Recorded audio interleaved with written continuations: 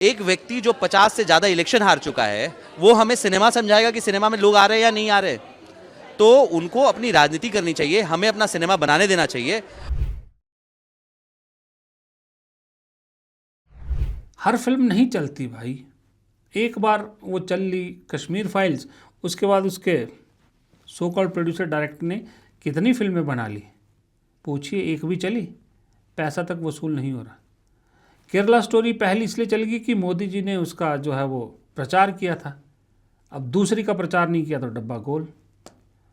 धुरंधर एक film super hit रही, बहुत सारे लोगों ने देखी, मैंने भी सह परिवार देखी, लेकिन उसमें कुछ चीज़ें ऐसी थी जो मुझे पसंद नहीं आई, जो कई लोगों को पसंद नहीं आई कि भाई प्रोपेगेंडा कर रही थी। जैसे कि एक डायलॉग था कि एक सरकार आएगी, जब एक सरकार ऐसी आएगी तब हम कार्रवाई करेंगे, कुछ इस तरह का था। और अजीत डोभाल का महिमा मंडन था, जबकि अजीत डोभाल से सवाल पूछे जाने चाहिए थे कि उनके चीफ रहते हुए ये सारी घटनाएं हुई थी जो उसमें दिखाई गई थी। खैर चलिए, फिल्म ने अच्छा पैसा कमाया। अब उसका पार्ट 2 आ रहा है मार्च में, 19 मार्च शायद, और उसमें जो ट्रेलर में ही दिख रहा है कि उसमें प्योरली सिर्फ और सिर्फ एक साइड का जो है अजीत डोभाल को हीरो बनाने की कोशिश है और उस वक्त के कांग्रेस रिजीम को, यूपीए रिजीम को बदनाम किया जाएगा, ये सब दिखता है। तो अब धुरंधर, क्योंकि पहला पार्ट उसके एक्शन, उसके स्टोरी, उसके डायलॉग, उसकी एक्टिंग वजह से चला था, सेकंड पार्ट इतना लोगों में जोश जगा रहा है मुझे नहीं लगता। क्योंकि पहले पार्ट में आपने पहले तारीफ़ें हुई, जो माउथ पब्लिसिटी होती है बहुत काम करती है, तो लोग देखने गए। लेकिन जब धीरे धीरे वो फिल्म के प्रोपेगेंडा पे बात होने लगी तो लास्ट जो एक मोमेंटम उस फिल्म के साथ होना चाहिए था वो नेगेटिव मोमेंटम पे ख़त्म हुआ।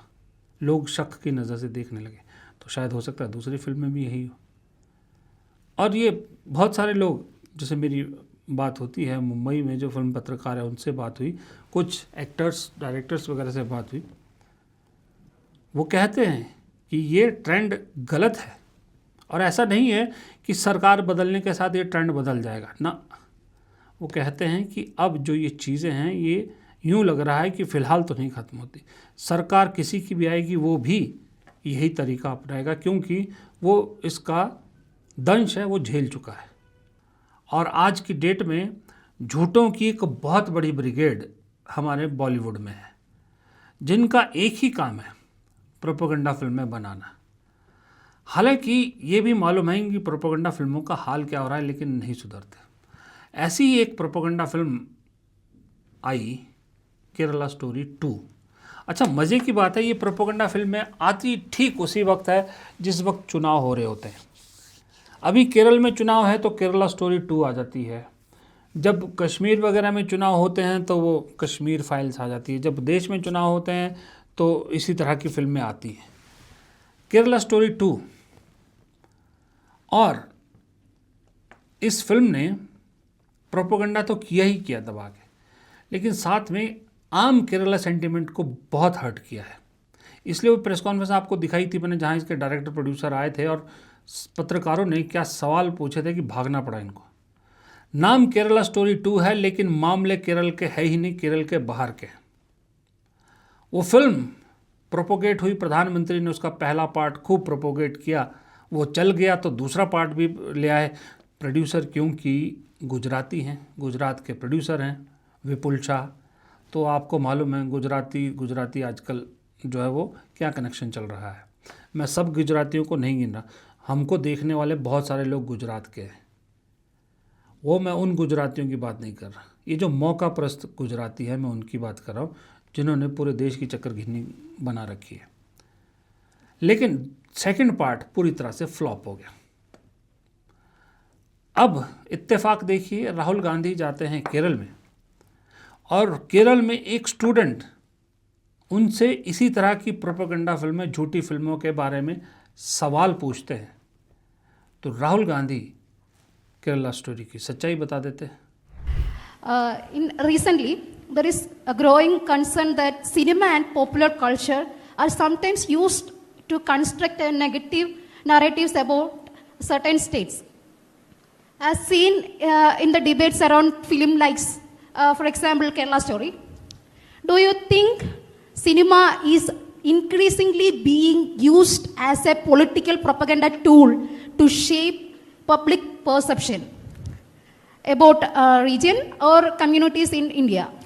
Well, the good news is that Kerala stories, the halls seem to be empty and nobody's really watching it. And it shows you that there are people, the majority of this country have an understanding of what's what, have an understanding of what Kerala is and Kerala's traditions and cultures. But you're absolutely correct. Movies, TV, media has been weaponized. And it is being used precisely for that purpose, to vilify people, to alienate people, to create division in society, so that certain people can benefit and other people are harmed. And I think India has actually become very much like that. You know, if लेकिन जैसा मैंने पहले कहा कि झूठे को सच बड़ा चुभता है। राहुल गांधी ने आईना दिखाया। राहुल गांधी बड़े नेता हैं भाई, अब सोशल मीडिया प्लेटफॉर्म मीडिया में उनकी बाइट चलती है, उनके बयान चलते हैं। तो जो केरला स्टोरी 2 के डायरेक्टर है वो बिल बिलाउट है, और राहुल गांधी को राजनीतिक ज्ञान देने लगे। आज आप देखिए, राहुल गांधी जी ने बोला है इसके बारे में। इन लोगों की संकीर्ण मानसिकता दर्शाती है इस चीज़ से। राहुल गांधी जी ने कहा कि लोग थिएटर में नहीं जा रहे हैं। इन लोग कहाँ रोकने की कोशिश नहीं की इस फिल्म को। इन लोग कोर्ट गए, उससे पहले केरल में बहस हुई, बहुत सारे कन्फ्यूजन्स के बाद डबल बेंच ने जब जजमेंट दिया, तो उसके बाद जब फिल्म रिलीज हुई तो केरल में चलने नहीं दिया, और आज ये कह रहे हैं कि लोग नहीं जा रहे थिएटर्स में। एक व्यक्ति जो 50 से ज़्यादा इलेक्शन हार चुका है, वो हमें सिनेमा समझाएगा कि सिनेमा में लोग आ रहे हैं या नहीं आ रहे? तो उनको अपनी राजनीति करनी चाहिए, हमें अपना सिनेमा बनाने देना चाहिए। कहते हैं राहुल गांधी 50+ चुनाव हार गए हैं, वो राजनीति पे करें और हमें फिल्म का ज्ञान मत दें। आप खुद तो राजनीति का ज्ञान दे रहे हो। खैर वो अलग बात है, लेकिन राहुल गांधी ने क्या झूठ बोला? आंकड़े देख लीजिए, फिल्म आंकड़ों में बुरी तरह से फ्लॉप है, 20 करोड़ भी इकट्ठा नहीं कर पाई। ट्रेड मैगजीन्स के आंकड़े सब सच बता रहे हैं, उनको भी छोड़िए। ये जो अपने आप को जो हिंदुत्व के ठेकेदार समझते हैं और जो भक्त लोग हैं, ये खुद देखिए, आपको मेरे साइड में कहीं दिख रहा होगा वीडियो, खुद ये भक्तनी जाके थिएटर में जाके वीडियो बना रही है और दिखा रही है कि केरला स्टोरी को देखने के लिए कोई नया थिएटर खाली है, और लोगों से गुजारिश कर रही है कि फिल्म देखने आइए, पैसे हम दे देंगे। सच तो ये दिखा रही है, राहुल गांधी ने यही तो बोला है, फिर इसमें इतना चिढ़ने की क्या ज़रूरत है? सच को मानिए। और दूसरी बात, इन प्रोपेगेंडा फिल्मों वालों को एक बार कंगना रनौत की तरफ देख लेना चाहिए। फिलहाल इस वीडियो में इतना ही। प्रदीप चौहान को दीजिए इजाज़त। नमस्कार।